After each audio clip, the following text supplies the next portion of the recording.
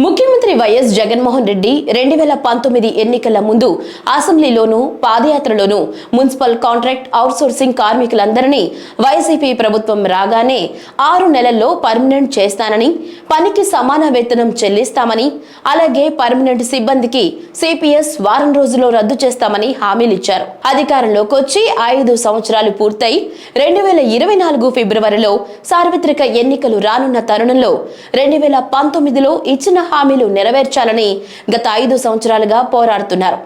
Municipal శాఖ మంత్రులు Botsa Satyanarayana, Adimulapu Suresh, municipal పరిపాలన పట్టణాభివృద్ధి శాఖ ప్రత్యేక ప్రధాన కార్యదర్శి వై శ్రీలక్ష్మి, డిఎంఏ కోటేశ్వరరావులతో అనేక పర్యాయాలు మున్సిపల్ కార్మికుల సమస్యలపై చర్చలు జరిగాయి. అయితే ఆ చర్చలతో ఆశించిన ఫలితాలు దక్కకపోవడంతో గత సంవత్సర కాలంగా మున్సిపల్ ఆఫీసుల ముట్టడి, కలెక్టరేట్ల ముట్టడి వంటి కార్యక్రమాలు కార్మిక సంఘాలు నిర్వహించాయి.